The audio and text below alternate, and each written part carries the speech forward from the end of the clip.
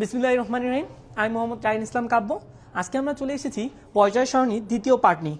আজকে আমরা আলোচনা করব পর্যায় সারণীর ভৌত ধর্ম এবং পর্যায় সারণীতে একটা গ্রুপ কিভাবে অন্যান্য মৌলের সঙ্গে বিক্রিয়া করে সে সকল নিয়ে। আশা করি তোমরা সকলে ভালো আছো। আমরা এখন ক্লাসটা শুরু করব, তার আগে আমি লাইভটা একটু শেয়ার করে দেব। আসলে একটু শেয়ার করে দিই, আসতে না।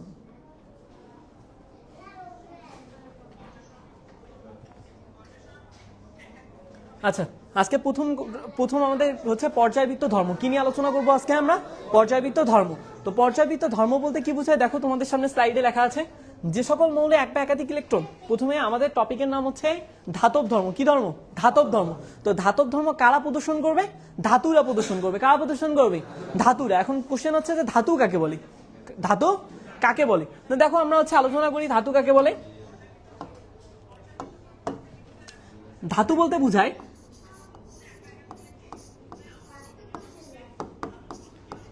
যে সকল মৌল তাদের সর্বশেষ শক্তি স্তরে এক বা একাধিক ইলেকট্রন কি করবে? ত্যাগ করবে। কি বললাম? যে সকল মৌল তাদের সর্বশেষ শক্তি স্তরে এক বা একাধিক ইলেকট্রন ত্যাগ করবে তাদেরকে কি বলবো আমরা? ধাতু। ধাতু বা মেটাল। ধাতু বা মেটাল। দেখো আমাদের সবার জীবনে তো কোনো না কোনো একটা লক্ষ্য আছে, তাই না? আমরা স্কুল শেষ করছি, এরপর কলেজ, এরপর ইউনিভার্সিটি, তারপর একটা জব করব, তাই না? কেউ ডাক্তার হবো, কেউ ইঞ্জিনিয়ার হবো। এরপর আমরা কি করব? ওই জবটা কন্টিনিউ করব মৃত্যুর আগ পর্যন্ত। এরকমই তো ব্যাপারটা। তো সকলে চায় একটা স্টেবিলিটি। কি চাই? স্টেবিলিটি। তো পরমাণু কি তার ব্যতিক্রম? না। তাহলে এরাও চাবে। তো এদের চাওয়ার জন্য হচ্ছে এদের সর্বশেষ কক্ষপথে এরা 8টা করে ইলেকট্রন যাবে। কয়টা করে ইলেকট্রন যাবে? 8টা করে। এখন দেখো দুইটা জিনিস মনে রাখবা, জীবনের লক্ষ্য হচ্ছে সর্বশেষ কক্ষপথে 8টা। কয়টা ইলেকট্রন? 8টা ইলেকট্রন। 2 নাম্বার হচ্ছে এরা অনেক অলস প্রকৃতির হয়। কিরকম হয়? অলস প্রকৃতি। এরা চাবে সবসময় কম কাজ করতে। কি যাবে ভাইয়া বলো? কম কাজ করতে। তাহলে দেখো যাদের সর্বশেষ শক্তি স্তরে, কি বললাম?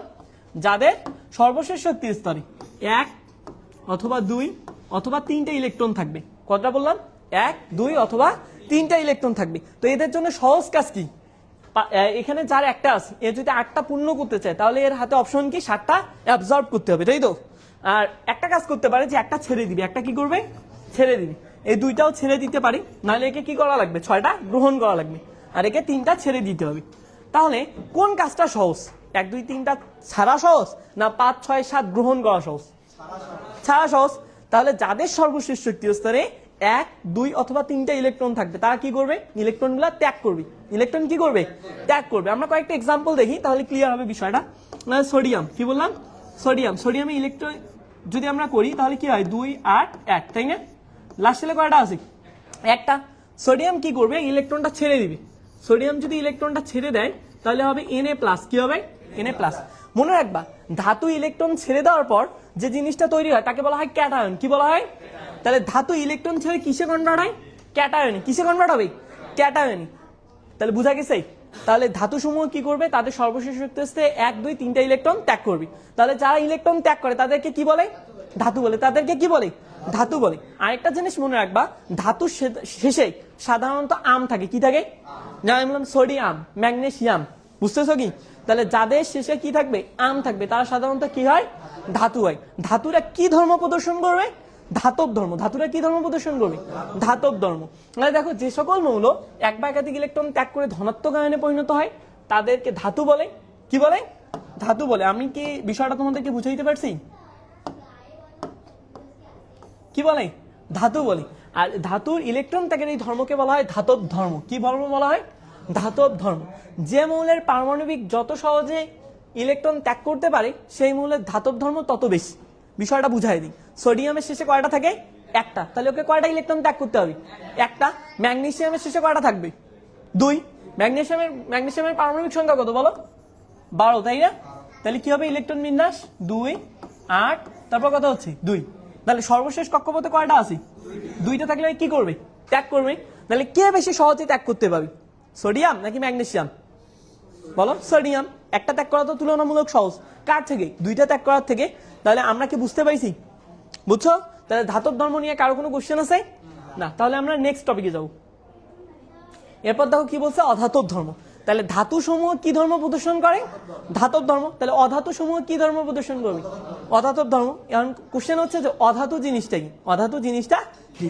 তো দেখো যাদের সর্বশেষ কক্ষপথে 5, 6, 7, কি বললাম? কটা করে থাকবে? 5 অথবা 6 অথবা 7। 5 6 7টা করে ইলেকট্রন থাকবে, তারা কি করতে চাবে? অষ্টক পূর্ণ করতে চাবে। কি চাবে? অষ্টক পূর্ণ করতে। অষ্টক পূর্ণ করার জন্য যার কাছে 5টা আছে কয়টা গ্রহণ করবে? 3টা। যার কাছে 6টা আছে সে 2টা। যার কাছে 7টা আছে সে কি করবে? একটা। এটা তো তুলনামূলক সহজ। তাহলে অধাতু সমূহ কি করবে? যে এক বা একাধিক ইলেকট্রন গ্রহণ করে কিসে পরিণত হবে? কিসে পরিণত হবে? অ্যানায়নে। যেমন আমরা যদি বলি ক্লোরিন, কি বললাম? ক্লোরিনে ইলেকট্রন বিন্যাস করো, কত হয়? 2 8 7। তাহলে লাস্ট ছেলে কয়টা আছে? 7টা। তাহলে এর কাছে কি কাজ আছে বলো? হয়ে হচ্ছে কি করতে পারবে? 7টা ছেড়ে দিতে পারবে অথবা একটা গ্রহণ করতে পারে। কোনটা সহজ? একটা গ্রহণ করা।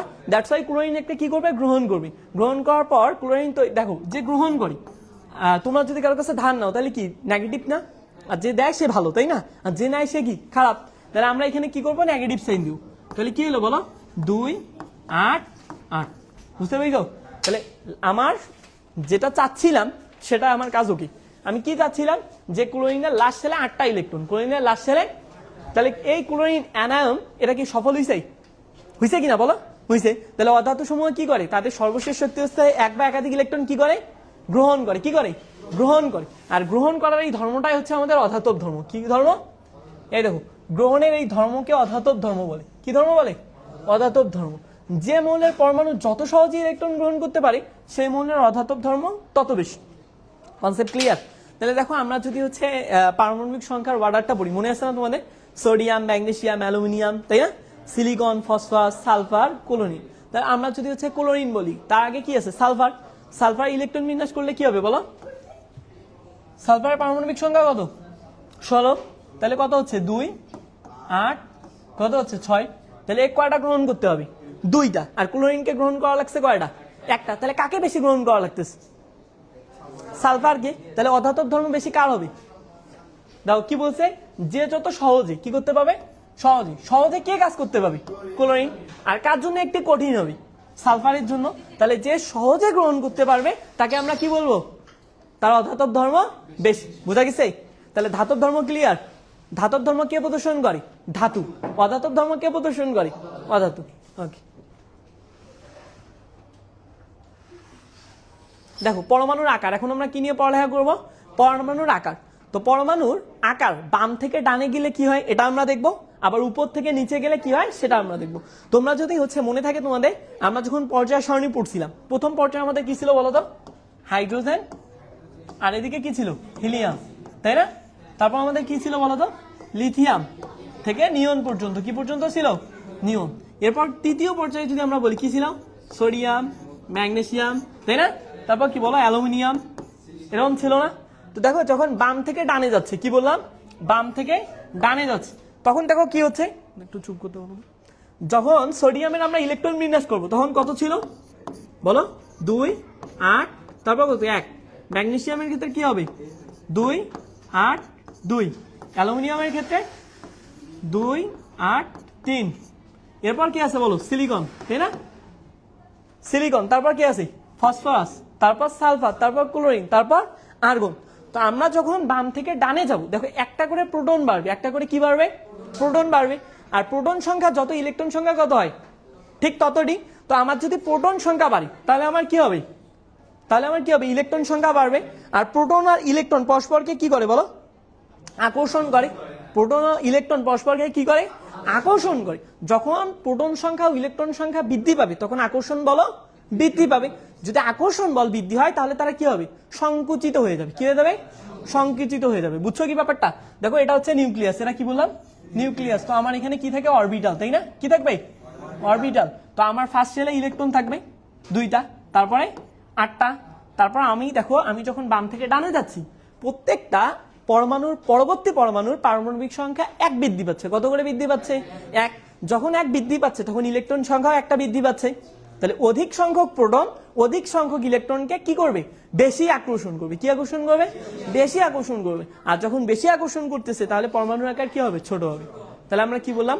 এক পরমাণুর একটা নির্দিষ্ট পর্যায়ে বাম থেকে ডানে গেলে পরমাণুর আকার কি হয়?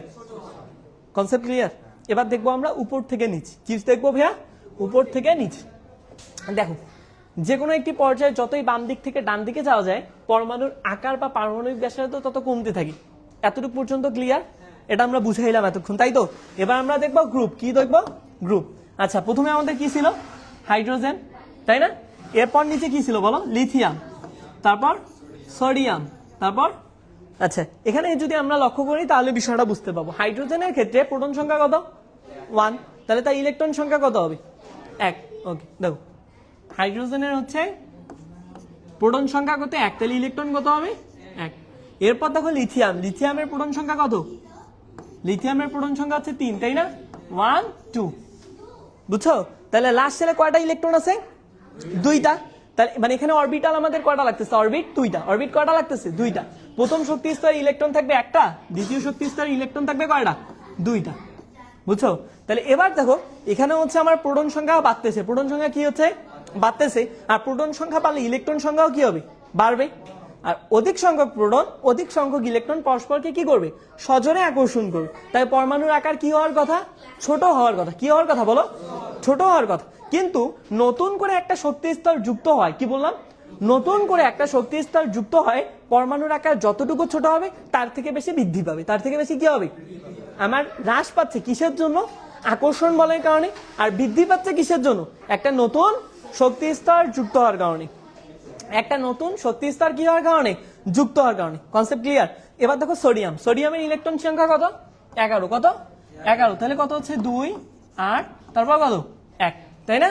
এখন সোডিয়ামের তাহলে কক্ষপথ কয়টা? এখানে দেখে বলো, সোডিয়ামের কক্ষপথ কয়টা? 3টা। তাহলে সোডিয়ামের যদি কক্ষপথ 3 হয় তাহলে তার আকার আরো বড় হওয়ার কথা, তাই না? তাহলে দেখো এখানে কি হবে? সোডিয়ামের প্রথমে nucleus, first orbit, second, third. তাহলে পরমাণুর আকার, ইলেকট্রন বাড়তেছে। ইলেকট্রন কেন বাড়তেছে? কারণ প্রোটন বাড়তেছে। তাহলে প্রোটন বাড়লে কি বাড়বে? ইলেকট্রন বাড়বে। প্রোটন সংখ্যা এবং ইলেকট্রন সংখ্যা যত বেশি হবে আকর্ষণ তত বেশি হবে। এজন্য পরমাণুর আকার কি হওয়ার কথা? ছোট। বাট নতুন একটা শক্তি স্তর যুক্ত হয়, কি বললাম? নতুন একটা শক্তি স্তর যুক্ত হয়, পরমাণুর আকার আলটিমেটলি কি হয়? বড় হয়। কি হয়? Concept clear? তাহলে আমরা যখন বাম থেকে ডানে যাচ্ছি তখন পরমাণুর আকার কি হচ্ছে? ছোট হচ্ছে। কারণ কি? প্রোটন বাড়তেছে, দ্যাটস ইলেকট্রন বাড়তেছে। অধিক প্রোটন, অধিক ইলেকট্রন পরস্পরকে সজোরে আকর্ষণ করে। বাট আমরা যখন গ্রুপ দেখলাম তখনও প্রোটন বাড়ে। প্রোটনের সাথে কি বাড়বে? ইলেকট্রন বাড়বে। প্রোটনের সাথে কি বাড়বে? ইলেকট্রন বাড়বে। তাহলে আকার ছোট হবে, এটা ঠিক আছে। বাট নতুন করে একটা শক্তি স্তর কি হচ্ছে? যুক্ত হচ্ছে। এর ফলে আলটিমেটলি পরমাণুর আকার কি হচ্ছে? বড় হচ্ছে। এতটুকু নিয়ে কারো কোনো কোশ্চেন আছে? এটা পরীক্ষা আসলে ধুমায় লেখা যাবে? শিওর? ওকে, তাহলে আমরা সামনে যাচ্ছি। আয়নীকরণ শক্তি। কি বললাম? আয়নীকরণ শক্তি। দেখো আয়নীকরণ শক্তিটা হচ্ছে বইয়ের ভাষায়, আমি যখন ঢাকা ইউনিভার্সিটিতে এক্সাম দিই 2000 কত সালে 21, আমাদের আসছিল যে আয়নীকরণ শক্তি কাকে বলে। বুঝতে পেরেছো? তাহলে সংজ্ঞাটা বুঝার আগে আমি তোমাদেরকে একদম সহজ সাবলীল ভাষায় বুঝাচ্ছি। আয়নীকরণ শক্তি কি? যে আমরা তো দেখলাম যে ধাতু কাকে বলে, দেখছি না? ধাতু কাকে বলে? যাদের লাস্ট সেলে 1, 2, 3টা ইলেকট্রন থাকে এবং 1, 2, 3টা ইলেকট্রন কি করে? ত্যাগ করে। ঠিক আছে? তো এবার দেখো আমরা বললাম যে হচ্ছে সোডিয়ামের কথাই বলি। তাহলে সোডিয়ামের কত ছিল? 2, 8, 1। ম্যাগনেসিয়ামের কি ছিল? 2, 8, বলো কি ছিল? 2, 8, 2। তাহলে আয়নীকরণ শক্তি কি? সহজ সাবলীল ভাষায় হচ্ছে ইলেকট্রন ত্যাগ করতে। কি বললাম? ইলেকট্রন ত্যাগ করতে যে পরিমাণ শক্তির প্রয়োজন, ইলেকট্রন ত্যাগ করতে যে পরিমাণ শক্তির প্রয়োজন সেটাই কি? আয়নীকরণ শক্তি। Concept clear? তাহলে আয়নীকরণ শক্তি কি? যা আমার তো অরবিটে কি থাকে? ইলেকট্রন থাকে। এই ইলেকট্রনকে আমি বাইর করে দিব। ইলেকট্রনকে কি করব? বাইর করে দিব। এর জন্য আমার কি করতে হবে? এনার্জি দেওয়া লাগবে বা শক্তি দেওয়া লাগবে। যে শক্তিটা আমি দিব সেটা হচ্ছে কি? আয়নীকরণ শক্তি। গ্যাসীয় অবস্থায়, এবার সংজ্ঞাটা বলতেছি শুনো। গ্যাসীয় অবস্থায় কি বললাম? গ্যাসীয় অবস্থায় কোন মৌলের এক মোল বিচ্ছিন্ন পরমাণু থেকে একটি করে, কি করে? একটি করে সর্বমোট 1 মোল, সর্বমোট কত? 1 মোল ইলেকট্রন অপসারণ করতে যে পরিমাণ শক্তি দিতে হয় তাকে ওই মৌলের কি বলে? আয়নীকরণ শক্তি বলে। বোঝা গেছে? এবার দেখো তো আমি যদি হচ্ছে বাম থেকে ডানে যাই তাহলে আয়নীকরণ শক্তির মান কি হবে? বৃদ্ধি পাবে। কেন? আমার সোডিয়ামের কয়টা ইলেকট্রন? ম্যাগনেসিয়ামের কয়টা? একটা ইলেকট্রন যে পরিমাণ শক্তি দিতে হয় 2টা ইলেকট্রন সহায়তে তার থেকে বেশি শক্তি দিতে হবে না কম শক্তি দিতে হবে? কনসেপ্ট কি বোঝা যাচ্ছে? তাহলে আয়নীকরণ শক্তি কি? গ্যাসীয় অবস্থায় কোন মৌলের 1 মোল বিচ্ছিন্ন পরমাণু থেকে একটি করে সর্বমোট 1 মোল ইলেকট্রন অপসারণ করতে যে পরিমাণ শক্তি দিতে হয় সেটা হচ্ছে আয়নীকরণ শক্তির মান। Concept clear? ওকে, এরপর দেখো কি আছে ভাইয়া? তড়িৎ ঋণাত্মকতার আগে আমাদের একটা টপিক আছে ইলেকট্রন আসক্তি। কি আসক্তি? ইলেকট্রন আসক্তি। দেখো আমরা ওইখানে কি করছিলাম? আয়নীকরণ শক্তিতে ইলেকট্রনকে বের করে দিস, আয়নীকরণ শক্তিতে ইলেকট্রনকে কি করছি, বের করে দিস। ইলেকট্রন আসক্তি তাহলে তার অপোজিট কি করবো, ইলেকট্রনকে প্রবেশ করাবো। কি করাবো, ইলেকট্রনকে প্রবেশ করাবো। দেখো কি বলছে, গ্যাসীয় অবস্থায় কোনো মৌলের এক মোল গ্যাসীয় পরমাণুতে একটি করে ইলেকট্রন প্রবেশ করিয়ে এক মোল ঋণাত্মক আয়নে পরিণত করতে যে পরিমাণ শক্তি নির্গত হয়, যে পরিমাণ শক্তি কি হবে, নির্গত হবে, তাকে আমরা কি বলবো, ইলেকট্রন আসক্তি। কি বলবো, ইলেকট্রন আসক্তি, সরি ইলেকট্রন আসক্তি, তাই না? আচ্ছা দেখো, পারমাণবিক ব্যাসার্ধ কমলে ইলেকট্রন আসক্তির মান বাড়ে। পারমাণবিক ব্যাসার্ধ কমে কই, বাম থেকে ডানে গেলে। পারমাণবিক ব্যাসার্ধ কমে কই, বাম থেকে ডানে গেলে। তাহলে পারমাণবিক ব্যাসার্ধ কমলে ইলেকট্রন আসক্তির মান কি হবে, বাড়বে।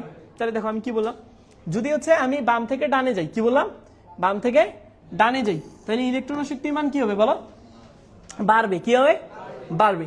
আর যদি হচ্ছে পারমাণবিক ব্যাসার্ধ ইলেকট্রন আসক্তির মান বাড়ে এবং পারমাণবিক ব্যাসার্ধ বাড়লে ইলেকট্রন আসক্তির মান কমে, ইলেকট্রন আসক্তির মান কমে। তাহলে এবার কি উপর থেকে নিচে না, বুঝছো? তাহলে এদিক থেকে আমার বাড়বে আর উপর থেকে নিচে গেলে কি হবে, কমবে। বুঝা গেছে? কোনো কোশ্চেন আছে? ওকে, তাহলে আমরা নেক্সটে গেলাম। এরপর হচ্ছে তড়িৎ ঋণাত্মকতা। কি বললাম, তড়িৎ ঋণাত্মকতা। আচ্ছা দেখো, তড়িৎ ঋণাত্মকতা কি হবে, কোনো সমযোজী যৌগের অণুতে, আমি একটা এক্সাম্পল দিই, তোমরা হচ্ছে দুইটা ফ্রেন্ড, আমাদের হচ্ছে শ্রাবণ আর হচ্ছে সুপ্ত, দুইটা ফ্রেন্ড হচ্ছে 10 টাকা দিয়ে একটা চিপস কিনছে। কি কিনছে, চিপস কিনছে। তাহলে কি সমান সমান খাওয়ার কথা না? তো শ্রাবণ কি করবে, বেশি করে খেয়ে ফেললো। শ্রাবণ কি করছে, বেশি করে খেয়ে ফেলছে। বুঝছো কি ব্যাপারটা? তাহলে ওই কি একটু একটু আংশিক কি ঋণাত্মক না, সবাই বাজে দেখবে না? সুপ্ত কি করবে, তুই তো বাজে রে, আমার চিপসটা খেয়ে নিলি। বুঝছো কি ব্যাপারটা? তাহলে যে শক্তি প্রয়োগ করবে ইলেকট্রনকে নিজের দিকে টেনে আনবে। কি করবে, ইলেকট্রনকে নিজের দিকে টেনে আনবে। তো ইলেকট্রনকে যদি নিজের দিকে যে বেশি নিয়ে আসবে সে হবে আংশিক ঋণাত্মক। কি হবে, আংশিক ঋণাত্মক। আর যে ইলেকট্রনকে টানবে না, হ্যাঁ ঠিক আছে, ওই বেশি কিছু ব্যাপার না, আমি একটু কম খাই, তাহলে ওই কি হবে, আংশিক ধনাত্মক। তাহলে যে জায়গায় আংশিক ঋণাত্মক এবং আংশিক ধনাত্মের সৃষ্টি হয় তাকে আমরা কি বলবো বলতো, তড়িৎ ঋণাত্মকতা। দুটি পরমাণু যখন সমযোজী বন্ধনে আবদ্ধ হয়, মানে আমরা কি বলবো বলো, একটা এক্সাম্পল দিই। কিসের এক্সাম্পল দিব বলো, পানি। অক্সিজেনের তড়িৎ ঋণাত্মকতার মান বেশি, অক্সিজেনের তড়িৎ ঋণাত্মকতার মান, তাহলে ওই কি করবে, হাইড্রোজেনের ইলেকট্রনগুলোকে নিচের দিকে টানবে। তাহলে অক্সিজেনে ও কি হবে, আংশিক ঋণাত্মক, এইচ কি হবে, আংশিক ধনাত্মক। বুঝা গেছে? তাহলে আমার যেখানে আংশিক ধনাত্মক এবং ঋণাত্মক অংশের সৃষ্টি হবে সেখানে আমার কি টপিকটা আসবে, তড়িৎ ঋণাত্মকতা। তড়িৎ ঋণাত্মকতা, তোমরা কয়েকটা টপিক তড়িৎ ঋণাত্মকতার মান মনে রাখবা। যেমন ফ্লোরিন হচ্ছে সবচেয়ে বেশি তড়িৎ ঋণাত্মক, সবচেয়ে বেশি তড়িৎ ঋণাত্মক। তড়িৎ ঋণাত্মক ফ্লোরিনের মান হচ্ছে 4। কত ভাইয়া, 4। বুঝছো? তড়িৎ ঋণাত্মকতা ফ্লোরিনের মান কত, 4। এভাবে তোমরা হচ্ছে কয়েকটা পড়ে আমরা যখন ইন্টারে উঠবো তখন আয়নিক যৌগের সমযোজী বৈশিষ্ট্য, কি বললাম, আয়নিক যৌগের সমযোজী বৈশিষ্ট্য, আবার সমযোজী যৌগে আয়নিক বৈশিষ্ট্য, সমযোজী যৌগে আয়নিক বৈশিষ্ট্য, এগুলো আমরা রিপ্রেজেন্ট করতে পারবো। বুঝছো ব্যাপারটা? ওকে, তাহলে আমরা সামনে যাই। দেখো, বিভিন্ন গ্রুপে উপস্থিত মৌলের বিশেষ নাম, বিশেষ নাম। যেমন আমরা যদি বলি, অনেকের নাম থাকে না স্পেশাল, বাসায় বাবু বলে ডাকে, তাই না, শ্রাবণ বলে ডাকে, আবার স্পেশাল 2-3টা নাম থাকতে পারে, থাকতে পারে না? তো আমাদের এই পর্যায়গুলোরও গ্রুপের স্পেশাল নাম আছে। 1 নং গ্রুপের স্পেশাল নাম কি, ক্ষার ধাতু। কি ধাতু, ক্ষার ধাতু। দেখো, পর্যায় সারণী 1 নং গ্রুপে 60টি মৌল আছে। এদের মধ্যে হাইড্রোজেন ছাড়া, কি ছাড়া, হাইড্রোজেন ছাড়া। কালকে আমরা বলছিলাম যে হাইড্রোজেন কেন ছাড়া, মনে আছে তোমাদের, যে হাইড্রোজেন একটা অধাতু, হাইড্রোজেন একটা কি, অধাতু। কিন্তু ওকে কেন স্থান দেওয়া হয়েছে, কারণ তার ইলেকট্রন বিন্যাস এবং অন্যান্য ধর্মের কারণে, তাই তো? তাহলে হাইড্রোজেন ছাড়া বাকি 6টি মৌল লিথিয়াম, সোডিয়াম, পটাশিয়াম, রুবেডিয়াম, সিজিয়াম এবং ফ্রান্সিয়াম, ক্ষার ধাতু বলে। এই 6টি মৌলের প্রত্যেকটি পানিতে দ্রবীভূত হয়ে হাইড্রোজেন গ্যাস এবং ক্ষার তৈরি করে। কি করে, ক্ষার তৈরি করে। এজন্য এদেরকে কি বলে, ক্ষার ধাতু বলে। 2 নং গ্রুপের মৌলগুলোর বিশেষ নাম হচ্ছে মৃত্তিকা ধাতু। কি বলে, মৃত্তিকা। মৃত্তিকা মানে কি বলো, মাটি পাওয়া যাবে, তাই না? তাহলে দেখো, পর্যায় সারণীর 2 নং গ্রুপে বেরিলিয়াম, ম্যাগনেসিয়াম, 6টি মৌল আছে। এই মৌলকে মৃৎক্ষার ধাতু বলে। কি বলে, মৃৎক্ষার ধাতু। এই ধাতুগুলো মাটিতে বিভিন্ন যৌগ হিসাবে পাওয়া যায়। কেন মৃৎক্ষার ধাতু নাম হইলো, মাটিতে বিভিন্ন যৌগ হিসাবে পাওয়া যায়। আবার এরা ক্ষার তৈরি করে। কি বলে, কি তৈরি করে, ক্ষার। এজন্য এদেরকে বলা হয় অ্যালকালাইন আর্থ মেটাল। মেটাল মানে কি, ধাতু। বুঝছো, alkaline earth metal. Concept clear? Okay, এরপর দেখো কি আছে আমাদের, মুদ্রা ধাতু। প্রাচীনকালে কিছু কিছু এখন যেমন টাকার প্রচলন আছে, প্রাচীনকালে এগুলো ছিল না। তাহলে 4টা জিনিস ছিল, কি কি বললাম, কপার, সিলভার, কপার, তারপর গোল্ড, অরাম যেটাকে আমরা বলি, তাই না?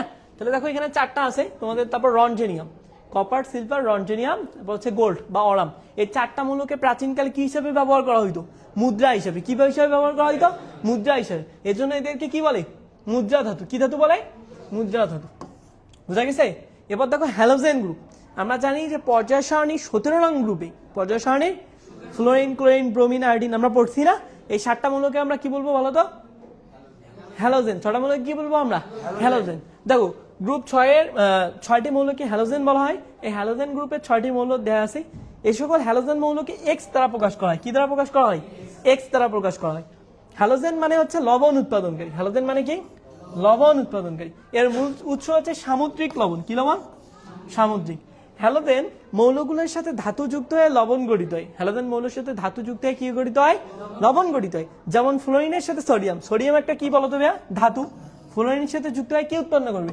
Sodium fluoride. কি উৎপন্ন করবে? সোডিয়াম। আচ্ছা, এটা কিভাবে তৈরি হয়? Na তো প্লাস আমরা জানি, তাই না? ইলেকট্রন ত্যাগ করে কি হয়? Plus, cation. আর ফ্লোরিন কি হবে বলো? অ্যানায়ন। এই ক্যাটায়ন এবং অ্যানায়ন মিলে কি উৎপন্ন হবে? Sodium fluoride. কি উৎপন্ন হবে? Sodium fluoride. সোডিয়াম ক্লোরাইড লবণ কিংবা ক্লোরিনের সাথে যুক্ত হয় সোডিয়াম ক্লোরাইড বা খাদ্য লবণ গঠিত হয়। এরা নিজেরাই নিজেদের মধ্যে ইলেকট্রন ভাগাভাগি দ্বিমৌল গঠন করে। কি মৌল গঠন করে? দ্বিমৌল। যেমন হচ্ছে ক্লোরিন প্লাস ক্লোরিন কি হবে? Cl2 plus. Iodine plus iodine কি হবে? I2। এতটুকু বোঝা গেছে? নিষ্ক্রিয় গ্যাস। কি বললাম আমরা? নিষ্ক্রিয় গ্যাস। দেখো পর্যায় সারণীর 18 নং গ্রুপে অবস্থিত মৌলগুলোকে কি বলা হয়? নিষ্ক্রিয় গ্যাস। কারণ কি? এরা হচ্ছে কারোর সাথে বিক্রিয়া করবে না। এদের করার কোনো প্রয়োজন আছে?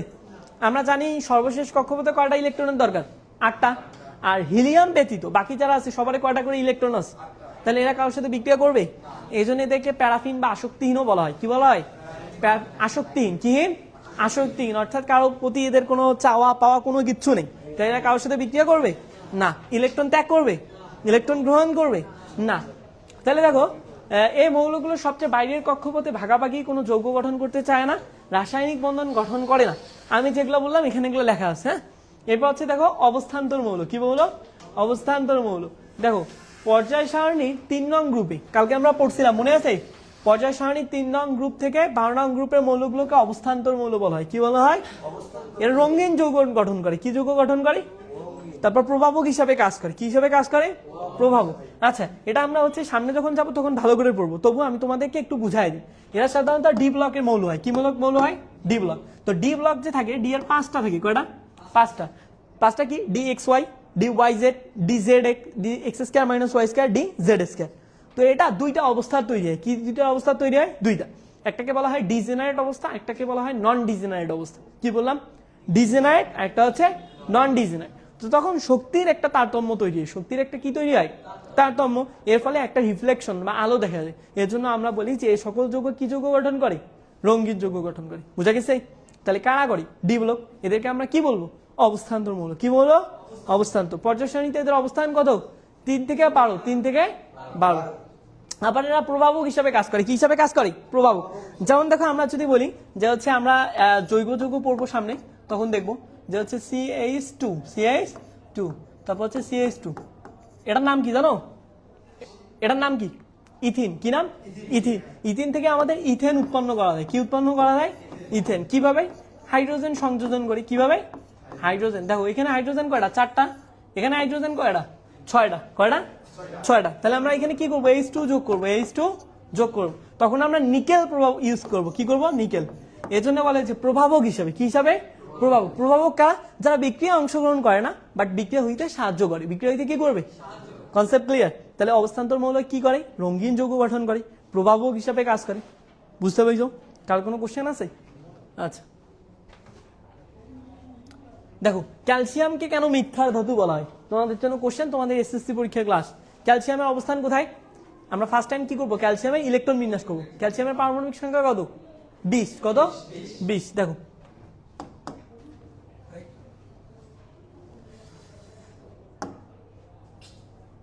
ক্যালসিয়ামের যদি আমরা ইলেকট্রন বিন্যাস করি তাহলে কি হবে বলো?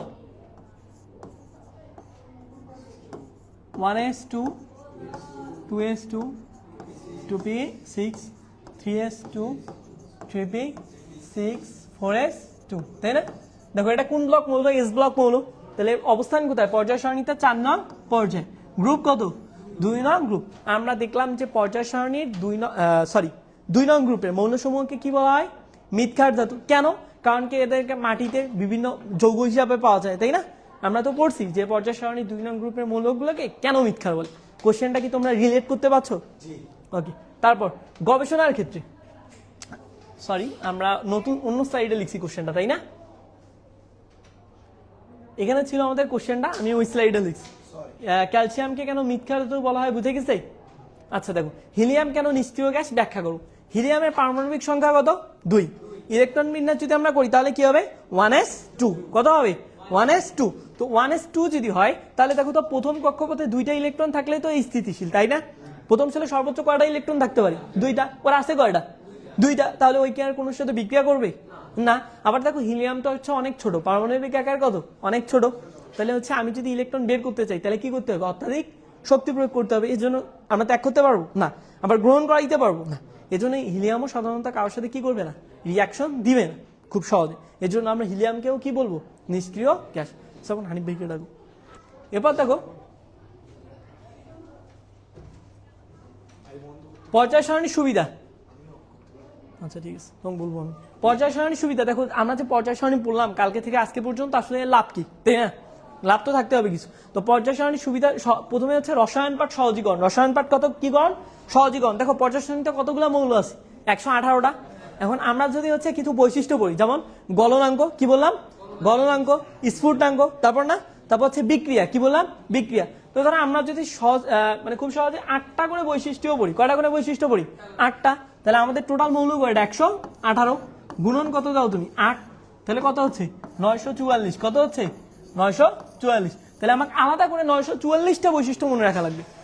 আমরা যদি পর্যায় সারণী না পড়ি, একটা মৌলের যদি 8টা করে বৈশিষ্ট্যও ধরে নেই, তাহলে আমাদের টোটাল 900 কতগুলো বৈশিষ্ট্য পাওয়া লাগবে?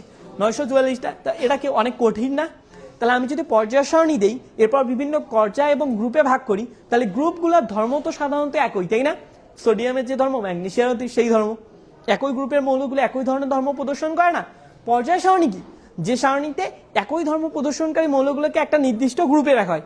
তাহলে আমাকে আলাদা করে এতগুলো মৌলের জন্য মনে রাখা লাগবে? তাহলে রসায়ন পাঠটা সহজ হচ্ছে না? তাহলে রসায়ন পাঠ সহজ করার জন্য পর্যায় সারণীর ভূমিকা কি? অপরিসীম। Concept clear? আচ্ছা, সেকেন্ড পয়েন্ট দেখো, নতুন মৌলের আবিষ্কার। কি বললাম? নতুন মৌলের আবিষ্কার। আমাদের মেন্ডেলিভ যখন হচ্ছে পর্যায় সারণী করছিল তখন মৌল ছিল কয়টা? 63টা। তখন মৌল কয়টা ছিল? 63টা। এখন মৌল কয়টা? 118টা। তো পর্যায় সারণী যখন করা হয়েছে তখন বিভিন্ন মৌলের ভবিষ্যৎবাণী করা হয়েছে। মানে অনেকগুলো ঘর ছিল ফাঁকা অবস্থায়, অনেকগুলো ঘর ছিল কি অবস্থায়? ফাঁকা অবস্থায়। তো এই ঘরগুলো যে ফাঁকা অবস্থায় ছিল, তো মেন্ডেলিভ বলছিল যে এই ঘরগুলোতে ওই ধরনের মৌলগুলো বসবে যাদের বৈশিষ্ট্য এরকম এরকম হবে। বুঝতে পারছো? তাহলে মৌলের ভবিষ্যৎবাণী সম্পর্কে কি করা যায়? ধারণা করা যায়। নতুন মৌলের আবিষ্কার, ধরো তুমি একটা মৌল আবিষ্কার করবা, তাহলে তোমাকে তো বুঝতে হবে যে তুমি কি করতে চাচ্ছ। ও ধর্মগুলা কি হবে? ওই কি ইলেকট্রন ত্যাগ করবে নাকি ইলেকট্রন গ্রহণ করবে? ওই কি ধরনের রিয়াকশন দিবে, বুঝো নেই? আগে থেকে আমার কি পাওয়া যাবে? একটা ধারণা পাওয়া যাবে। তো এটা পর্যায় সারণীর একটা অন্যতম গুরুত্বপূর্ণ পার্ট না? এরপর দেখো গবেষণা ক্ষেত্রে। কি বললাম আমি? গবেষণা ক্ষেত্রেও আমাদের পর্যায় সারণী একটা অপরিসীম ভূমিকা রাখে নতুন নতুন নতুন মৌল আবিষ্কারের ক্ষেত্রে, তাই না? রসায়ন পাঠ সহজ করার জন্য। এরপর আমরা কি দেখলাম? নতুন মৌলের আবিষ্কার। এই সব মিলে পর্যায় সারণীর গুরুত্ব কি? অপরিসীম, তাই না? ওকে, দেখো পর্যায় সারণী একই গ্রুপের মৌলগুলোর দ্বারা নতুন কি বলছে? গঠিত যৌগের বিক্রিয়া। গঠিত যৌগের বিক্রিয়া। দেখো আমরা যদি হাইড্রোজেনের সাথে দেখি, কোনটা দেখবো? পর্যায় সারণীর গ্রুপ 17। পর্যায় সারণীর গ্রুপ 17 কি কি আছে বলতো? ফ্লোরিন, ক্লোরিন, ব্রোমিন আর এগুলো আছে। সবাই হাইড্রোজেনের সাথে বিক্রিয়া করবে। সবাই কি করবে? হাইড্রোজেনের সাথে বিক্রিয়া করবে। বিক্রিয়া করে কি উৎপন্ন করবে বলতো? Hydrogen plus fluorine. কি উৎপন্ন করবে? Hydrogen fluoride. কি উৎপন্ন করবে?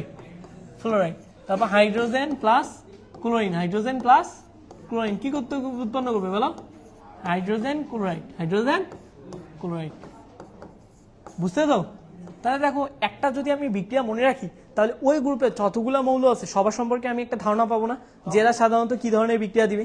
এরপর যদি আয়োডিন দেই তাহলে হাইড্রোজেন আয়োডাইড, হাইড্রোজেন ব্রোমাইড। বুঝছো কি ব্যাপারটা? ওকে, দেখো আমাদের হচ্ছে এ পর্যন্তই ছিল এই চ্যাপ্টারটা। তাহলে আমি যদি বলি এই অধ্যায়ের একটু সাম আপ করি, তাহলে কি হচ্ছে? আমাদের ইলেকট্রন বিন্যাস করতে হবে। ইলেকট্রন বিন্যাস করার মাধ্যমে আমরা পর্যায় সারণীর গ্রুপ নির্ণয় করতে পারবো। এরপর পর্যায় নির্ণয় করতে পারবো। তারপর হচ্ছে আমরা দেখলাম যে পর্যায় সারণীতে কিছু ধর্ম আছে, ধাতব ধর্ম, অধাতব ধর্ম, ইলেকট্রন আসক্তি, তড়িৎ ঋণাত্মকতা, আয়নীকরণ শক্তি, তাই না? এরপর পর্যায় সারণী কেন, এর গুরুত্বটা কি, আলাদা করে মনে রাখা লাগতেছে না, একটা সঙ্গে মনে রাখা হচ্ছে। আমরা হচ্ছে এরপর তৃতীয়, দ্বিতীয় এবং হচ্ছে অর্গানিক কেমিস্ট্রি প্রত্যেকটা লাইভ ক্লাসের মাধ্যমে সবকিছু শেষ করে দেবো। তো সকলকে ধন্যবাদ লাইভ ক্লাসে থাকার জন্য। দেখা হবে আগামী ক্লাসে, ততক্ষণ পর্যন্ত সকলেই সুস্থ থাকেন। আল্লাহ হাফিজ।